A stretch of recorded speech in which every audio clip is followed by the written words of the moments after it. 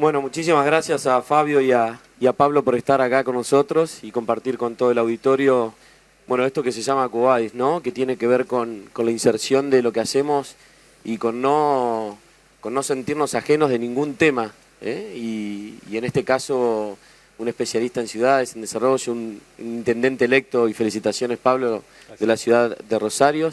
Si te parece, Fabio, empezamos con vos. Bien.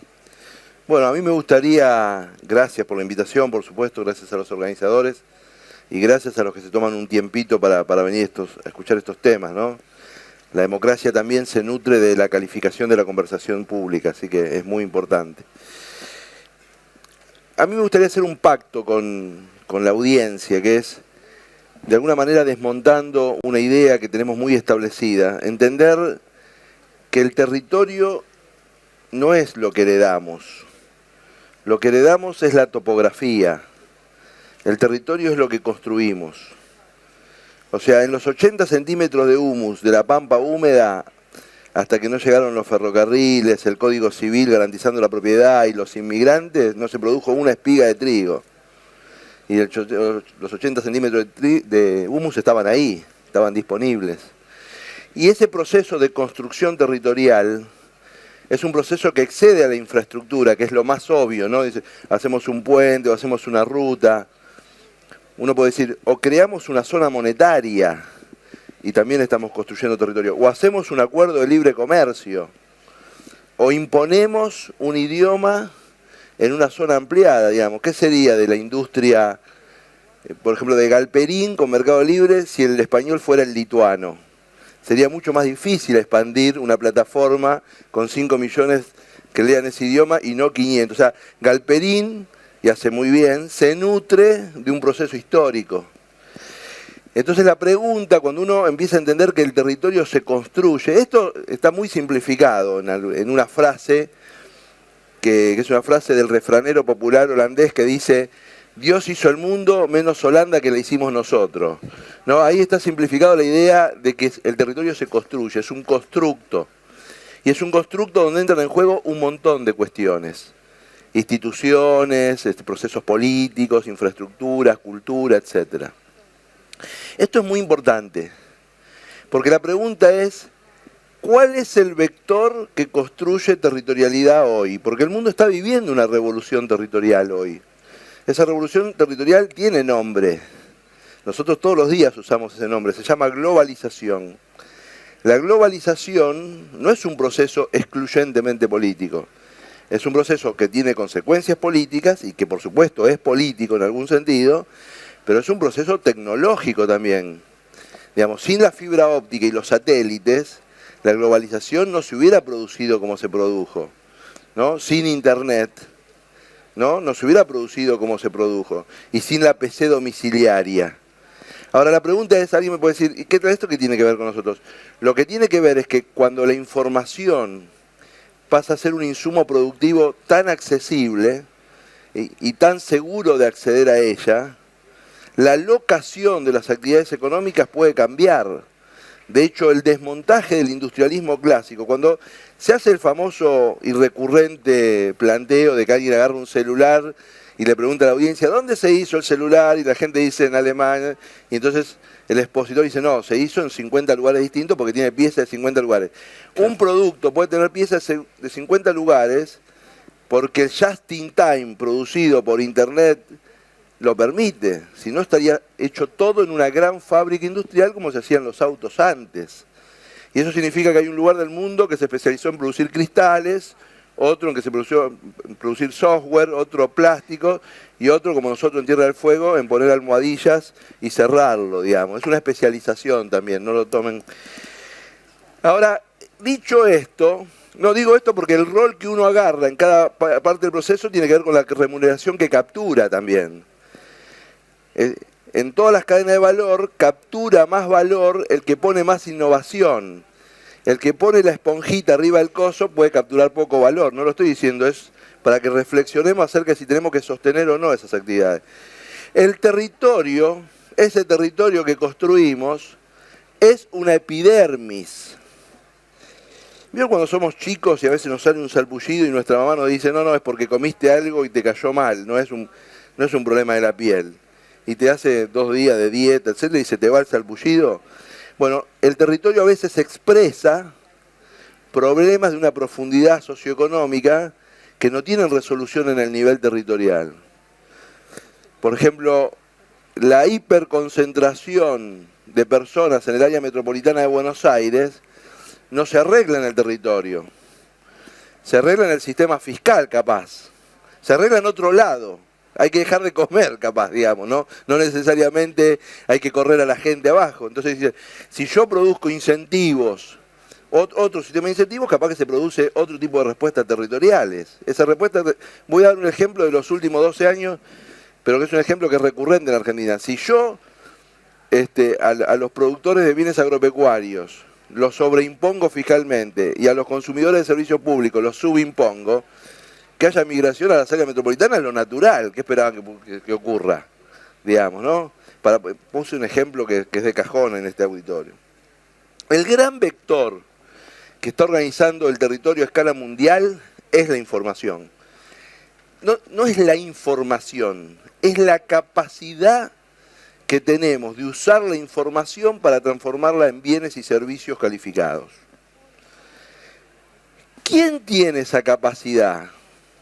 ¿Cómo podemos transformar esa información en bienes y servicios calificados? Hay un montón, pero hay un organismo típico de la vida contemporánea que transforma la información en bienes y servicios calificados y se llama empresa. Los flujos de fondos se mueven, las personas migran, las empresas son estructuras, también mueven sus intereses, abren mercados, etc., pero son estructuras donde hay mucho conocimiento adentro. En tanto las sociedades no tengan una ecología de empresarialidad suficiente para captar información y transformarla en bienes y servicios, van a tener un problema. Y vayamos a los datos, a ver si la Argentina tiene un problema o no. En la Argentina hay 20 empresas formales cada 1000 habitantes. Alguien me podría decir, bueno, pero están las informales. Supongamos que son el 40% de la economía, 28. En Chile hay 55 empresas formales cada 1000 habitantes. En Italia hay 68 empresas formales cada 1000 habitantes y en Australia hay 86 empresas formales cada 1000 habitantes. Digo esto porque uno podría responder, digamos, no, en la Argentina el problema del empleo no se arregla si no hay más empresas, que son estas organizaciones que usan la información de todo tipo, genética, metalmecánica, de servicio, de telecomunicaciones o de moda, y producen un bien o un servicio por el cual hay alguien que siente satisfacción y está dispuesto a pagar. Entonces acá hay un problema, porque este país tiene una paradoja, que es que un país de pioneros, un país de gente que vino con una mano atrás y otra adelante, que obviamente que vino a emprender, en un siglo y medio nos estamos transformando en un país de rentistas. No hay ninguna... La única información que captura el rentista es la información de la pantalla especulativa. Y es un problema en términos sociales. Precisamos tener estructuras que capturen esa información y la aprovechen, ya sea en Vaca Muerta, Vaca Viva, en el litio, en el polo tecnológico de Rosario, etc. Yo no creo que Argentina ya tiene una economía diversificada. Las 23 ramas de la actividad industrial nomencladas en el mundo tienen asiento en la Argentina con actividades más o menos intensas. O sea, Argentina no tiene por qué despreciar cadenas de valor. Pero en algunas se destaca internacionalmente, en otras menos. Y tiene que pensar cómo hace, qué ecología construye para crear esas unidades que pueden transformar esa información en valor. Y en ese sentido hay un gran tema que para mí, que lo pongo a circular por su controversialidad, porque me gustaría que se mueva un poco el avispero. Nosotros cuando trabajamos con los recursos naturales, nosotros todos, yo diría, y excede a los argentinos, tenemos la tentación de usar esta palabra, que es una palabra que explica la mitad de la actividad, la explotación de los recursos naturales. Esa es la palabrita que usamos todos en algún momento. Yo me gustaría ir corriéndola y empezar a hablar de la gestión sofisticada de los recursos naturales. Porque primero que nos pone en una posición predatoria la idea de explotación, y no necesariamente todas las empresas, ni todas las actividades, ni todas las prácticas son predatorias. Pero segundo es que o evolucionamos a la gestión sofisticada de cadena de valor larga, Cuando dicen el campo usa drones, es verdad, el campo usa drones, el campo usa aplicaciones. Yo quiero que las aplicaciones las hagan los pibes de Rosario. Yo quiero una cadena de valor larga que gestione sofisticadamente los recursos naturales, porque vi una cosa que tengo claro. En un país de 9.000 millones de habitantes, o 9.500 o 10.000, el umbral de nueva meseta demográfica a 20 años vista, si le tenemos que dar de comer con la misma cantidad de agua, con la misma cantidad de luz solar y la misma cantidad de suelo que usamos ahora, o ponemos conocimiento o vamos a una catástrofe universal. La producción sofisticada de alimentos y de recursos renovables sobre los que ahora usamos no renovables es un eslabón clave de la gobernabilidad global. Argentina y Brasil y Paraguay y un puñado de no más de 10 países pueden jugar un rol clave en la gobernabilidad global. Y a mí me gustaría, y a nuestra generación, comparto el trayecto generacional con Pablo, que nosotros tengamos en vista eso. Porque eso, si las empresas con esa información incorporada pueden trabajar en generar bienes y servicios en relación a esa criticidad, eso es prosperidad, es calidad de vida y es un subítem de la agenda que a mí me gustaría incorporarlo, porque sí, acá voy a jugar un poquito de populista, es la posibilidad de un reequilibrio territorial en la Argentina. La Argentina corre el riesgo de un proceso más fuerte todavía que el que tiene ahora de conurbanización de toda su dinámica política. Que toda su dinámica política esté pensada en torno al conurbano bonaerense. Por el peso electoral demográfico, y yo que soy un demócrata no puedo... Pero el éxito nuestro como país, hoy el conurbano tiene, junto con la capital, 14 millones de habitantes, es que en el 2030 seamos 12, no seamos 18. Y que Venado Tuerto tenga 200.000 habitantes, y que Rafaela tenga 200.000 habitantes, y que Sunchales tenga 80.000 habitantes. Ahora, para eso tiene que producir una dinámica que es que el proceso de captación de información para agregación de valor en Sunchales, Rafaela, Venado Tuerto, sea de una ecología sofisticada. Si solo se quedan con un eslabón de la larga cadena de la gestión sofisticada de los recursos naturales, es probable que las consultorías, las empresas de seguro, los servicios financieros, etcétera, estén en Rosario, Buenos Aires, Córdoba. Y ese es un problema para el país, el problema de porque la conurbación de la política, no tengo nada, yo soy nacido y criado en Wilde, pero genera una subordinación de agendas. Solo la agenda que vale es la agenda que determina el resultado político. El país vive un proceso de empobrecimiento conceptual.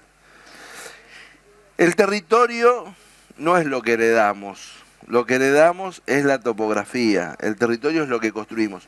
Este territorio lo construimos en dos grandes oleadas. La oleada agroexportadora, ¿no? Y la oleada de sustitución de importaciones. Esas dos grandes oleadas que explican la historia económica argentina hasta ahora van a ser sustituidas por una oleada emergente, que es la oleada de cómo se integra Argentina a los procesos de la economía del conocimiento. La globalización va a tener como subproducto la idea de que va a tributar más a los territorios que generen más conocimiento. Pero eso no es porque lo diga Ketlas acá, porque hay una demanda mundial de innovación. Nosotros cuando compramos todos, ahora la pregunta es ¿por qué demandamos innovación todo el tiempo? ¿Nos hemos vuelto locos? No. Demandamos todo el tiempo innovación porque vivimos en un mar de información. Entonces nos enteramos de cosas que antes no nos enterábamos. El productor se entera de que apareció una variedad de no sé qué cosa, etcétera, en un minuto. La madre de un chico celíaco se entera de que hay un tratamiento, qué sé yo, en un minuto. El entrenador de básquet se entera, todos nos enteramos de un montón de cosas, y ese enterarnos, ese impacto en nuestra estructura psíquica, hace que seamos demandantes de cosas más afines a nuestros deseos, nuestras necesidades, a nuestros gustos, a nuestra experiencia, a nuestra capacidad de respuesta productiva, social, familiar, etc. No somos demandantes de innovación porque nos volvimos locos. Somos demandantes de innovación porque vivimos en un mar de información. Y ese proceso no es reversible. Y por lo tanto la economía que no produzca innovación es una economía no demandada a la larga. Porque los demandantes son innovadores compulsivos. Innovadores de cosas más específicas, mejor hechas, más trazadas, que tengan más información incorporada. La Argentina tiene una agenda de coyuntura. Lo que decimos siempre, ordenar la macroeconomía, tener un régimen laboral que baje las barreras a la contratación, condiciones de competencia más adecuadas, una infraestructura. Esa es la agenda de coyuntura. La agenda estructural es cómo hacemos para que la Argentina pueda incorporar más conocimiento en su proceso productivo, que es la única forma en la globalización de poder ser prósperos y cohesionados socialmente. Gracias, Fabio. Me quedo, Jorgelina, con una pregunta. Gracias. Me surge una pregunta, Fabio, que podría ser, te pregunto a vos si la puedo hacer, que es ¿especular o crecer? Podría ser La especulación es una actitud natural del hombre. Todos los hombres, todos, en todas las actividades, ¿no? Voy o no voy a tal fiesta, va a estar, no va a estar, hago, no hago, compro el auto, espero las elecciones, lo compro después de las elecciones. Me bajan los impuestos ahora, pero después vienen las elecciones. O sea, nosotros no podemos pedirle a los seres humanos. Es muy importante lo que voy a decir ahora, porque los pilares de la economía son tres.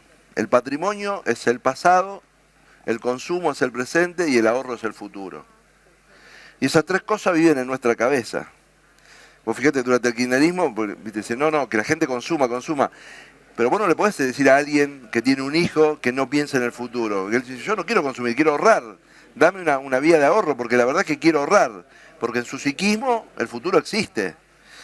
Entonces especular es la actividad que nos hace contrastar el presente con el futuro.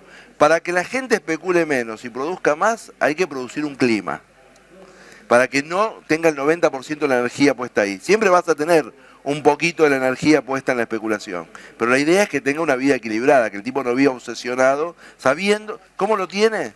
Sabiendo un poco mejor que los cambios no son disruptivos, que las sociedades que evolucionan son sociedades de cambios consensuales. Las sociedades de cambios disruptivos alimentan las actitudes defensivas de la gente. Entonces, más actitud defensiva es un problema, ¿no? Es especulación pura. Sin lugar a dudas. ¿Jorge? Sí, me quedo un poco con esto de, la aglomeración de gente. Creo que es uno de los puntos fundamentales. Conurbanización. Conurbanización, sí, la tengo por acá, la palabrita hermosa, dicho sea de paso. Pero es así. Bueno. Y es una realidad que está muy presente en este lugar. Está en Rosario, está en las grandes urbes. Y el hecho de eso, verlo desde el lugar político, y perdóname que redondee la idea y ahí te dejo para que nos instruyas como venís haciéndolo, me parece lo crucial a comprender, ¿no? El hecho de la política está mirando ahí. Y nosotros como comunicadores, te cuento, personalmente lo hago a través de Colonia Agropecuaria, de Campo Minado en AM550, todo el tiempo estoy tratando, y con Joaquín compartimos ese escenario, todo el tiempo tratar de explicar un montón de cosas que muchas veces se hacen, después podemos criticar mal, bien, cómo hacerlas, por fuera del primero, segundo y tercer cordón. Y no las ven. Varias cosas. La primera es, hay una tendencia global, que es la tendencia de las personas a vivir en ciudades y particularmente en grandes ciudades. Esto tiene que ver con una historia también de éxito de la humanidad, de la capacidad de producir cada vez más alimentos, fibras, insumos industriales en el campo con menor cantidad de gente directamente aplicada a esa tarea por la mecanización, por la sofisticación productiva, etc. En África, en Asia, la gente se va hacia las ciudades, en América Latina pasó ya en los 50, en los 60 y en los 70, América Latina está muy metropolitanizado. Y además, hay que decirlo, porque yo no tengo nada, por supuesto, contra las ciudades, me dedico a ese tema, hay un triunfo cultural de las ciudades, donde la vida urbana aparece como una vida modélica, ¿no? La vida plural de la convivencialidad. La vida urbana es un fenómeno muy sofisticado, donde vive gente que piensa distinto, come distinto, practica la sexualidad de una manera diferente, tiene gusto distinto, y que se supone que un orden legal los ordena y que esa pluralidad los enriquece. Lo cierto es que, ayudado por Hollywood un poquito, la vida urbana goza de un cierto prestigio. Entonces, la intelectualidad, la reflexión, el pensamiento, lo sofisticado, parecería ser lo urbano. Entonces, hay un triunfo cultural de las ciudades. Ahora nosotros, el problema no es la ciudad o el campo. A mí me gustaría que la Argentina sea un país lleno, porque la Argentina no va a reequilibrar su territorio con la gente yéndose al campo. Argentina va a reequilibrar su territorio con mejores ciudades en el interior del país. Con ciudades de 100.000 habitantes que tengan el tomógrafo, que tengan la oferta universitaria adecuada, que tengan el teatro, etcétera, donde mucho de la economía de ahí está vinculada al campo, porque son los proveedores de insumos, los dueños de los campos, etcétera. No, nosotros no vamos a desparramar la gente en los campos, pero podemos y debemos ensayar qué territorialidad queremos, porque podríamos tener 40 o 50 ciudades de 500.000 habitantes de altísima calidad de vida, con mejores indicadores de seguridad, con todavía un modelo de vida, digamos, mucho más atractivo, y no una de 14 millones y después la que le sigue 6 veces o 7 veces más chica. Entonces, ahí hay un tema. No es un problema de ciudad o campo, porque el 95% de ustedes viven en ciudades, pero tienen una cosmovisión que les permite romper el antagonismo por su propia actividad. Entonces dicen, se sienten del campo, porque heredaron un campo, porque trabajan en un campo, porque son profesionales vinculados al campo, y entienden que cuando se abre la heladera y alguien saca un huevo, que parece algo tan sencillo, hay un montón de trabajo para atrás. Nosotros, la conquista cultural que tenemos que lograr son dos. La primera, entender que el territorio es uno, que ciudad y campo pueden cumplir funciones sinérgicas. El territorio no son dos, responden a dinámica. Y la segunda, conquista cultural, que es muy importante, es la reivindicación de la empresarialidad. Porque el campo en muchos lugares del mundo, que lo administra el Estado, etcétera, no le puede dar de alimentar a la gente. Para que le dé de alimentar a la gente tiene que ser negocio para alguien. Si me permiten, voy a contar una pequeña historia. Dicen que Luis XIV tenía un asesor económico que era Colbert, famoso, y Luis XIV le preguntaba siempre a Colbert a cuánto valía la papa, porque era el consumo popular. Y Colbert le daba el precio de la papa, y Colbert empezó a darse cuenta que cada vez que le decía el precio de la papa y la papa valía poco, el rey se ponía contento. Y si la papa valía mucho, el rey estaba preocupado porque... Y un día le dice, Su Majestad, noto que cada vez que le digo así, dice, sí, porque nosotros vimos en Versalles, te imaginás que si hay un montón que no tienen para comer papa, nos lo ponen de sombrero. Esto como efectivamente le pasó a su nieto, ¿no? Y entonces Colbert le dice, sí, ¿sabe lo que pasa, Su Majestad? Es que si la papa vale menos y menos y menos, el año que viene nadie va a producir papa. Y entonces ahí Luis XIV se dio cuenta que no era tan sencillo. Es bueno tener un buen asesor siempre. Entonces, lo que quiero decir es que nosotros tenemos que tener una lectura del territorio como sistema y una lectura del tejido que aprovecha el territorio. Si no, el territorio son... Ningún recurso es un recurso hasta que no se cruza con un nivel de inteligencia que lo hace aprovechable. Eso, el molino de viento que produce hoy viento en la Patagonia energía eólica es porque hay inteligencia, si no el viento ya pasaba hace muchos años. O sea, la inteligencia transforma un protorrecurso en un recurso. Entonces nosotros tenemos un montón de protorrecursos.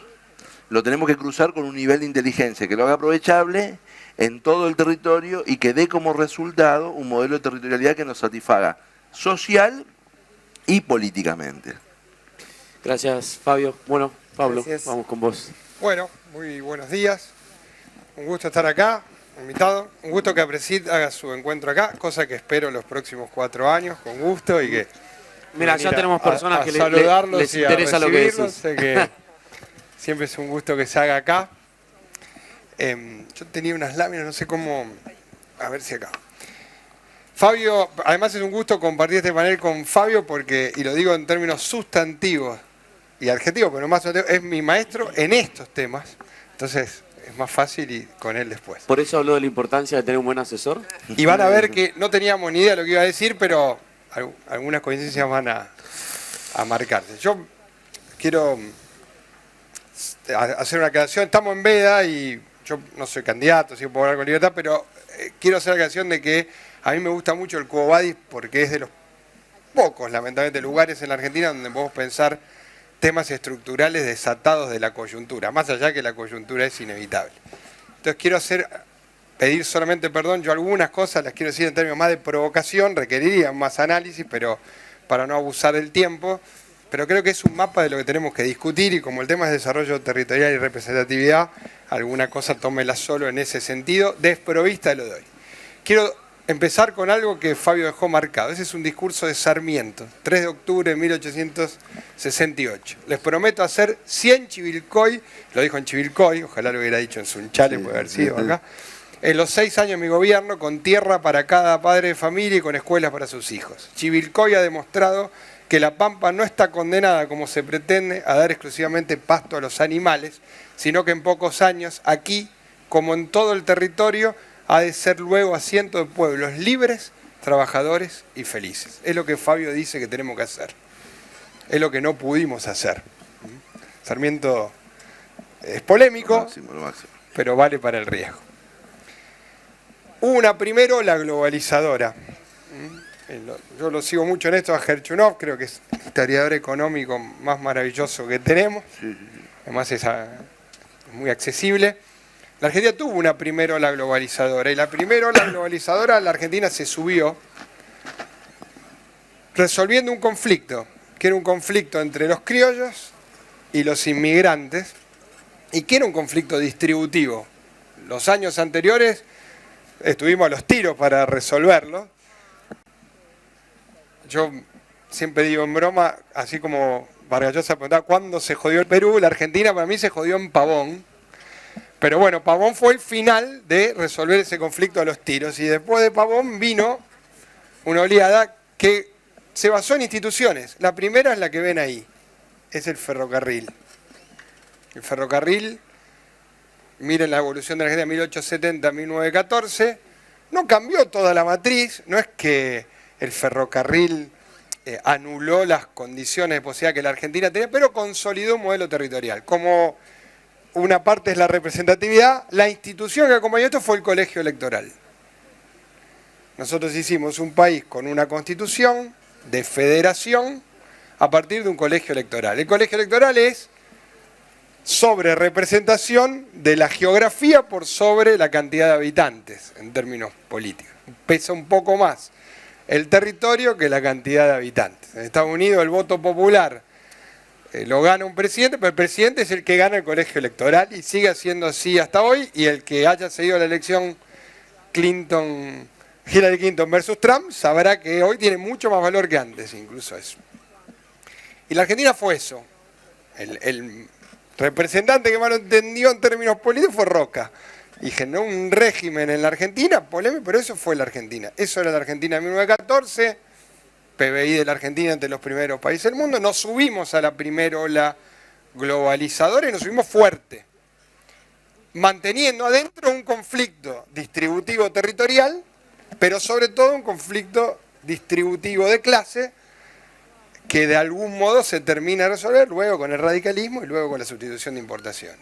Esa es la evolución poblacional por región y ahí empieza el desequilibrio. Fíjense cómo terminó la primera ola globalizadora, cómo estamos 100 años después. El desequilibrio es brutal, la conurbación que decía Fabio. 115 de las 150 ciudades más grandes del país, distribuidas en 5 provincias, 87 de las 150 en la provincia de Buenos Aires, pero lo más grave de esto, como bien decía Fabio, es que si uno toma la más grande o la más poblada, contra la que le sigue, la brecha es enorme. Y si lo toma por área agregada, el área agregada del conurbano bonaerense y la ciudad de Buenos Aires contra la segunda que le sigue es 8-1 o 9-1. O sea que aún hay dentro ahí. Y hay una pelea que vuelve a ser la misma, y eso la Argentina tiene, y es lo que no hemos podido resolver. Gerchunov dice, tiene una frase muy linda que dice, es el viejo aliento en la nuca de aquel conflicto entre criollos e inmigrantes, que es una puja de distribución de los recursos, que tiene un conflicto distributivo de clases, si lo quieren definir así, o social, y tiene un conflicto distributivo geográfico. Entonces, cuando uno empieza a mirar en la Argentina esa discusión, ¿qué es esa discusión? ¿Dónde van los subsidios? ¿Dónde se concentra la inversión de la infraestructura pública? dónde el Estado nacional, que es el que más recauda, invierte sus recursos, cuánto influye en esto la lógica electoral de elección directa, porque en definitiva ahora está potenciado al revés. Nuestro sistema potencia la cantidad demográfica por sobre el territorio, no hay más colegio electoral, hay 14 millones de personas que definen, todos sabemos hasta cómo se componen las secciones electorales de la provincia de Buenos Aires, una cosa muy rara que en algún momento la provincia supongo que reformará, pero ahora que están todos atentos, los encuestadores, que la primer sección electoral de la provincia de Buenos Aires, y se define la Argentina en la primera y tercera sección electoral de la provincia de Buenos Aires. Eso atraviesa todas las discusiones, atraviesa la discusión de los impuestos, no solo del gasto, y hay una distorsión cada vez más marcada, perdón, pero es un localismo, a lo mejor es populista, donde la riqueza se genera en un lugar, esa riqueza general se distribuye en otro lugar. Y ese es el conflicto distributivo que la Argentina tiene hoy, que lo mantiene. La riqueza en la Argentina, permítame la explicación, son las divisas, porque la Argentina es una economía bimonetaria que recurrentemente define su riqueza o no en base a las divisas. Las divisas se generan en una actividad y en un marco geográfico y se distribuyen donde está la gente con necesidades que mayoritariamente está en otro lugar. Y ese es el conflicto que la Argentina tiene, que después requerirá de los decisores políticos hacer patria o ganar la elección, digamos, y como los héroes son pocos, la tendencia viene siendo siempre la misma. Yo les pido que hagan abstracción de la coyuntura, porque esto es bastante constante. Yo no lo llegué a hacer, pero le decía a Fabio, tomé declaraciones de ministros del Interior de los últimos 40 años sobre este tema. Todo dice lo mismo, y cada vez que termina estamos peor. Y abarca todas las expresiones políticas que gobernaron la Argentina. Entonces no lo tomen en términos de la coyuntura, es un problema de fondo. Permítanme simplificarlo en esto. ¿Dónde se concentra esa puja distributiva? En el dólar bajo. La presión que resuelve esto es dólar bajo. Y el dólar bajo no lo piensen solo en los sectores más humildes, no lo piensen en los sectores que reciben la asignación por hijo, porque macroeconómicamente la asignación por hijo es nada. Piensen un poquito en el sistema previsional, pero piénsenlo sobre todo en el dólar bajo. Y en la presión del dólar bajo en los sectores medios y medios altos, no en la presión del dólar bajo en los sectores más humildes. Es la cuenta de cuántos miles de millones de dólares en viaje al exterior, ¿no? Esa es una discusión. Se producen las divisas en un lugar, lo que potenciaría el lugar donde se produce la riqueza va distorsionado con lo que socialmente, mayoritariamente se demanda. Pónganle el partido político que quieran, el líder que quieran, etc. Bueno, acá Menem era el líder más federal, el que más claramente entendió esto, a mi entender. Lo digo siendo un ferviente antimenemista, pero digo que lo entendió, gobernó 10 años y casi sigue. ¿Y cómo lo entendió? Con el 1-1. O sea, cuando él logró resolver eso, lo resolvió. Y era... ¿Dónde se pagó eso? En las empresas, en los tambos, digamos, ¿no? A mí me gusta decir, piensen en la evolución de la lechería en la Argentina para tomar una actividad que para mí marca esa puja y el resultado, y marca lo que dice Fabio de la generación de empresas, el asociativismo, las ciudades del interior poblándose. Él nombró a Sunchales, le tomo el desafío. Es un gran problema a resolver que se va agravando porque en esta segunda globalización o tercera, no importa, se agrega lo que él decía, que es la brecha del conocimiento. La brecha del conocimiento multiplica la gravedad de este problema. Ya no es porque nosotros en la primera ola estábamos entre los países con más PBI, pero si uno mira hoy el PBI de la Argentina contra el resto de los países del mundo, estamos en la mitad de lo que teníamos. Entonces somos todos más pobres. Internamente ese conflicto distributivo no generó progresos, salvo en algunos episodios que normalmente coinciden con materias primas en alto valor. O sea, somos un poquito ricos cuando vale más lo que producimos en los lugares donde la plata no se invierte.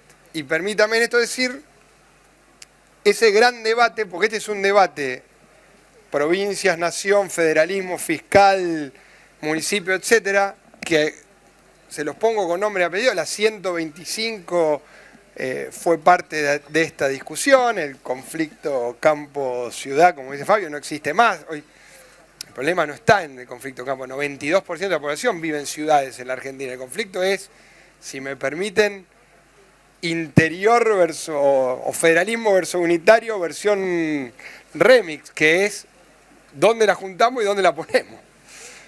Ese es dónde los recursos, de dónde producimos las divisas, dónde las invertimos, con la regla que les explicaba de eso. Esa es la inversión real directa y transferencia de capital a provincias. Esa es la foto de este año, creo, pero puedo tomar de cualquier gobierno. Déjenme pasarle el aviso. Ahí está Santa Fe. Por cada peso que Nación invierte en Santa Fe, 3 en Córdoba, 5 en Cava, 6 en Buenos Aires. Quiero aclarar que invierta en provincia de Buenos Aires está bien, porque en el federalismo argentino la provincia de Buenos Aires es la que más perdió, no la ciudad de Buenos Aires. Podría darles ejemplo de cómo eso va repercutiendo. Repercute en los municipios, que cada vez se valen menos de sus recursos propios, ni hablar las provincias, es decir, cada vez somos más dependientes del poder central. Eso es la coparticipación en la Argentina, se lo tomo a Juan Liach. Ese es el régimen de reparto de distribución geográfica de los recursos. Muy difícil de comprender, el resultado sí es clarito. Es difícil de comprender, el resultado es clarito. Ese es el resultado que incluso lo tiene o lo toma con aglomerados urbanos. La cantidad es la pobreza en aglomerados urbanos que repercuten en el ingreso provincial per cápita, que ese es el cuadro que tiene ahí. Está la ciudad de Buenos Aires primero, después viene Tierra del Fuego, Santa Cruz, Neuquén, Chubut. ¿Quiénes son? Las que tienen regalías y poca gente. ¿Dónde hay un ingreso? Muy poquita gente, regalías sobre recurso natural, en este caso el petróleo.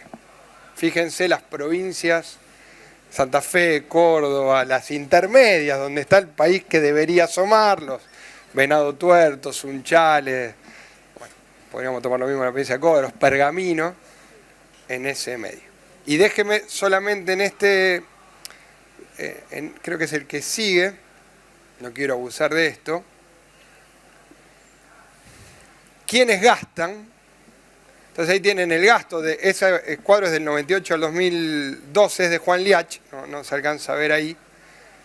Pero van a ver la evolución. Nación gasta hoy un poquito más, el 56, era en el 2012, 56, creo que hoy está un poquito más Municipio 5.8. alto.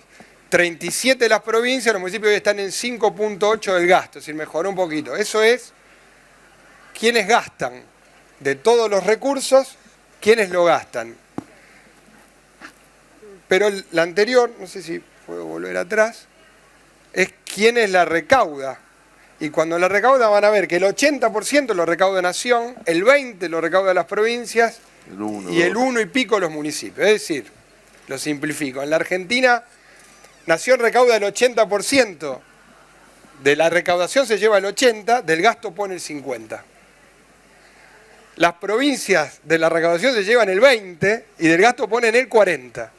Y los municipios, permítame el aviso, de la recaudación se llevan el 1 y algo, y del gasto ponen 5 veces y pico. Y era peor hace poquito. Entonces, ¿cómo se va solucionando esto? Ingreso bruto, DREI, tasa de cementerio, la 42 puntos del gasto público en una alta presión tributaria insostenible políticamente. Como el pedido a mí era con la representatividad, ese es el gran debate que vamos a tener que tener. Porque en definitiva los gobiernos locales, y tomen todo el ciclo, miren, en los 90 las provincias se llevaron la educación y la salud que antes tenía la Nación. En el 2009 tuvimos el conflicto de la 125, se resolvió con el Fondo Federal Solidario, es decir, coparticipando un poquito de lo que de Pavón para acá nunca se había coparticipado, que eran las retenciones. Se imponen retenciones. Ahora veníamos de una política, a mi entender correcta, de eliminación de retenciones, se reponen las retenciones, pero se deroga el Fondo Federal Solidario. O sea que ahora tenemos retenciones sin coparticipación de las retenciones. Volvimos al pospagón. Mejoramos en el 15% del ANSES, que este gobierno, cumpliendo el fallo de la Corte, dejó de detraerla a las provincias. Todas las provincias mejoramos producto del 15%. ¿Cómo estamos en el ciclo hoy? Sin Fondo Federal Solidario. Y ahora sin subsidio al transporte, el año que viene el grueso de la provincia entrará en déficit también, ni les cuento los municipios, que además de que ponen 5 de cada uno que recaudan, ahora van a tener que asumir el transporte, que hasta acá se repartía. ¿Por qué se repartía? Déjenme ejemplo, porque ese es el laberinto del IACH. Porque hay un impuesto a los combustibles que pagamos todos cada vez que cargamos nafta, pero que recauda Nación.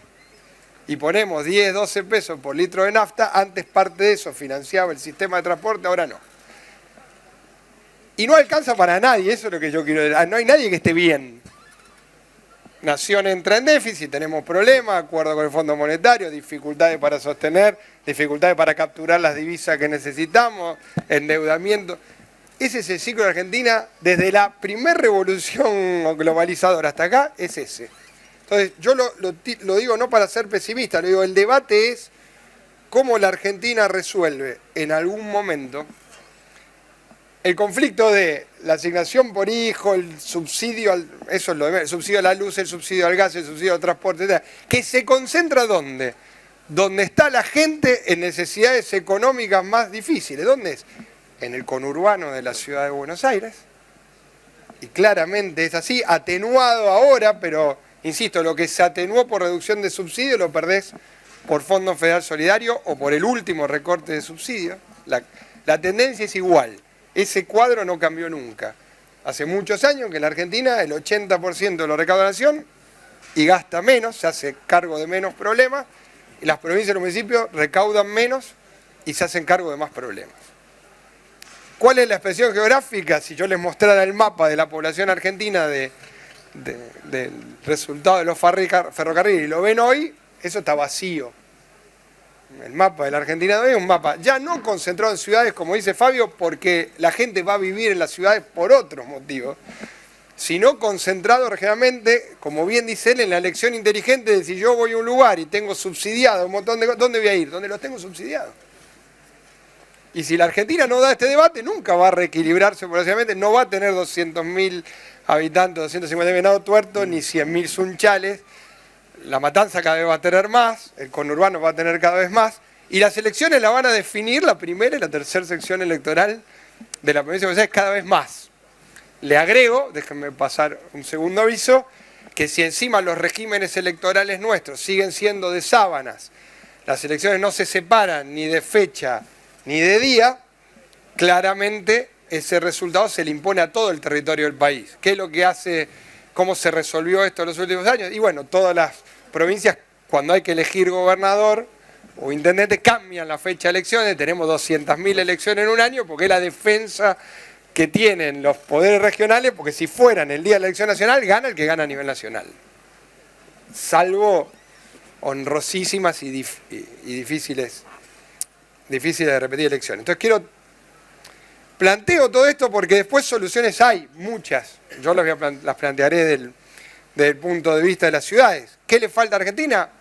Un acuerdo político que resuelva esto. No hay otra manera de hacerlo. Hay que repartir de distinta manera. Repoblar es, como dice Fabio, herramienta es fiscal. Si yo pongo infraestructura, pongo redes del conocimiento, pongo educación pública de calidad, Sarmiento, genero ciudades en el interior. Eso requiere un gran acuerdo político porque requiere un acuerdo, por supuesto, es que la matriz del trabajo tiene que ver con lo mismo. No es casual que la riqueza se genere en el otro. ¿Cuál es el riesgo? Déjenme un minuto en esto, perdón por el tiempo. Creo que Fabio dejó 4, se los tomo. El Brexit, lo que está pasando en Cataluña, porque no es un fenómeno solo de la Argentina. Cuando los conflictos geográficos son tan claros, las opciones políticas pasan a ser más geográficas que de otra cosa. Y muchas veces terminan en crisis. California planteando su secesión. A nosotros somos medio... Yo la República de Rosario la compro, pero no quiero ir preso como el líder catalán. Pero no es casual, es un fenómeno que se está dando. La gente vota más por el lugar donde está y las necesidades del lugar que por cualquier otra cosa. Cuando se llega a ese extremo, los nacionalismos rompen la globalización. Pero como la globalización sigue su curso, fracasan. Yo eso también lo quiero decir. Es una respuesta desesperada, entendible desde el punto de vista del fenómeno político, pero de atraso. Que alguien piense que el Brexit va a ser bueno para Gran Bretaña, mucha gente se empieza a dar cuenta de que no. Pero si ustedes miran el mapa de cómo se votó, se van a dar cuenta que el grueso del voto fue: las ciudades votaron para quedarse, las regiones del interior votaron para irse. Y ahora los escoceses quieren volver. Entonces, ojo, porque de esto están saliendo cosas feas. No es que es un fenómeno para subestimar. Porque uno puede decir, bueno, la gente si no lo resolvemos, no es que va a quedar igual, ¿eh? Si no lo resolvemos, va a llegar un momento en que las regiones que producen la divisa van a decir, no, pará.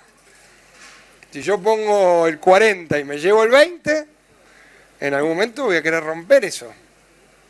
Y es lo que está pasando en muchos lugares. El que pone el 40 y se lleva el 20 va a querer romper. Ojo que vamos atrás. Y después hay un montón de cuestiones para aplicar lo macro. En algún momento es una discusión en la Argentina sobre el valor del dólar. La Argentina exporta, se convierte en un país que exporta mucho o que tiene dólar bajo. Perdón que lo voy a decir tan brutalmente, y es así. Y un poco lo que dice Fabio, para ir a buscar, no la almohadilla, porque la almohadilla es el ejemplo de eso. La almohadilla es me traigo un pedacito, total con ese pedacito, si más o menos mantengo, y una vez con el fondo, otra vez, más o menos aguanto socialmente y Tierra del Fuego sigue ahí. Pero si realmente queremos discutir el problema de fondo, tenemos que exportar. La Argentina tiene que ser un país federal exportador. Fue lo que la hizo grande en la primera oleada, es lo que lo podría hacer. ¿Qué requiere eso hoy? Inversión en ciencia y tecnología, eso no hay duda. A Presid no me hace falta que... No es un público acá que haga falta explicarle cuál es el valor de cuando se junta el conocimiento con la producción. 30 años. Y como dice Fabio, a partir de la empresa, es el motivo por el que estamos acá. Entonces, quiero terminar con esto. ¿Cuál es el problema de esto? Históricamente esto se resolvía con un caudillo, con Luis XIV y Colbert al estilo de Fabio. En la historia de la Argentina, Sarmiento lo resolvía con una resolución de un conflicto en el Facundo, Roca, Perón en la sustitución de importaciones. Se terminó. La sociedad hoy es horizontal, el poder circula, ya tenemos mucha información. Como tenemos mucha información, los caudillos duran poco y nos damos cuenta rápido que no sirve. Tampoco se hace con héroes. No lo va a resolver ahí. Yo total pierdo la elección que viene, pero no lo vamos a resolver con acuerdos. Lo vamos a resolver discutiendo acá y exigiéndole a la dirigencia política, me hago cargo, que acuerde a 30, 40, porque no, como dice Fabio, hay que pensar no que en el 2040 el conurbano tenga la mitad de la población, hay que pensar que tenga el 10% menos. No que Rosario tenga 14 millones de habitantes, que tenga 1,5 millones, que Venado Tuerto tenga más, que crezca más, y hay que pensarlo a 40, 50 años. No lo vamos a resolver como resolvimos la anterior. Hay que discutir la formación docente, que el Estado Nacional se la desligó y se atomizó. Hay que pedirle al Estado Nacional que retome la formación docente, porque sin educación pública de calidad repartida en el territorio, lo aprendimos hace 150 años, no hay repoblamiento del interior, ni empresas. Hay que mirar al mundo, porque yo particularmente no creo en los nacionalismos, no creo que eso lo va a solucionar nadie aislando, y tienen muchos países en el mundo para darse cuenta de que eso fracasa también. Y quiero decirlo, voy a traer un poema de un poeta rosarino, a Fabio le va a gustar, remarcando esta idea. Es un proceso trabajoso de acuerdo, poniendo el tema en la mesa, no de héroes. Rubén Sebrera, que es un poeta acá, decía: solo me deslumbra lo que sin ruido madura y resplandece. Y la tarea que tenemos es, sin ruido, hacer algo que madure y resplandezca. Muchas gracias. Gracias, Pablo. Un Cortito, comentario. por favor, porque les cuento que ya viene Santiago Cobaldov para su reflexión final. Yo, si me permitís, yo quiero hacer, fui muchas veces aludido, quiero hacer algún comentario pero la dimensión del fracaso del pacto distributivo argentino es este. En general, en los estados es visto como algo legítimo, y yo también considero que es legítimo, que un Estado capture renta en algún lugar para asignar recursos en otro, porque hay un objetivo de bien público que lo justifica. Eso a veces pasa entre personas para sostener el sistema previsional entre personas, para sostener un área geográfica, una zona de frontera o lo que fuera. Eso es parte del pacto de convivencia y ocurre en todos los países del mundo. Se supone que lo que uno obtiene de eso, de ese esfuerzo, es una mejor convivencia sociopolítica. O sea, el país es más tranquilo, menos convulso y los actores pueden desplegar su productividad. Si vos tenés un desequilibrio distributivo enorme, capturando y poniendo, y el país es tremendamente convulso, el fracaso es absoluto, porque estás pagando el tributo a la paz socioterritorial y no estás obteniendo el resultado. Entonces ahí hay un problemón enorme, porque Argentina, si es una cosa que no fue, en estos 2 siglos de vida independiente, no fue un país tranquilo, digamos, fue un país permanentemente convulso. Y está bueno que Pablo haya traído este tema, porque la Argentina tiene que ir de un pacto distributivo a lo que yo llamaría un pacto generativo, ¿no? Porque ahí hay un tema de, el famoso tema que en APRESID viene siempre, el famoso tema del potencial, ¿no? De los incentivos y el potencial. Nosotros tenemos enorme cantidad de problemas con el tercio de la población, de conciudadanos nuestros que no acceden al mercado de trabajo y que son vulnerables, etcétera, y si disponen o no de las capacidades para ingresar a un sistema capitalista competitivo, a hacer una cosa socialmente útil que pueda ser remunerada en el mercado o no. Tenemos enorme cantidad de problemas. Pero la reversibilidad de esos problemas, lo que ya está demostrado es que el pacto distributivo no lo resuelve. Entonces tenemos que repensar el pacto. Y esto está atado a todo lo que se dijo esta mañana acá. Ustedes saben que con la reforma del 94, las regalías petroleras las cobra Vaca Muerta. ¿Podemos firmar y todo estar seguro que Argentina no va a una reforma constitucional dentro de 5 años, cuando tengamos un Dubái ahí en el sur y el resto del país con los problemas que tiene? Que quizás no tenemos que volver al sistema anterior, 100%, porque hicimos un péndulo de 100% federal a 100% provincial. Quizás tenemos que pensar algo, pero de verdad que el tema de dónde tomo, a dónde pongo y qué incentivos construyo con esa dinámica de sacar o poner, a quién desincentivo y a quién incentivo y bajo qué paradigma, es una discusión que la política argentina merece dar. Porque la verdad, hoy estamos pagando el precio de un acuerdo distributivo que no nos da la paz política que nos debería dar. Gracias, Fabio. Un solo agregado. Por favor. Tomando lo que dice él de la paz política, vayamos al caso del resultado social. La Argentina ha acumulado, aún con ese pacto distributivo, aún pasando de 26 puntos a 42 puntos de gasto público, sí, claro, aumenta la pobreza.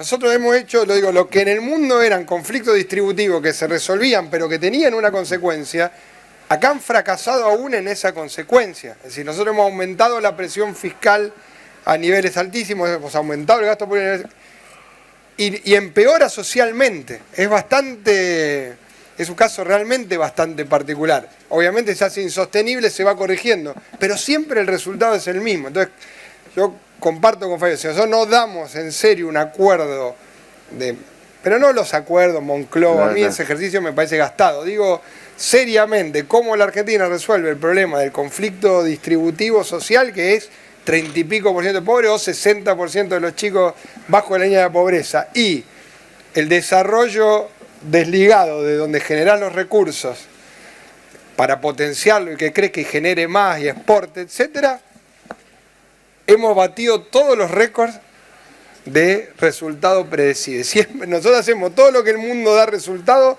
acá lo traemos y nos da peor resultado. Y lo digo, mírenlo en el ciclo histórico en 50 años, no lo miremos en ninguna coyuntura y van a ver que es una constante nuestra. Entonces, Fabio antes de empezar decía, bueno, pero tenemos Vaca Muerta. Claro, Vaca Muerta puede ser lo mismo, pero yo decía, Fabio, ojo que podemos hacer lo mismo y peor. Claro. Va a durar unos años, vamos a hacer la famosa enfermedad holandesa y nos va a quedar todavía peor de lo que teníamos antes. En vez de transición buena, transición mala. Señores, muchas gracias.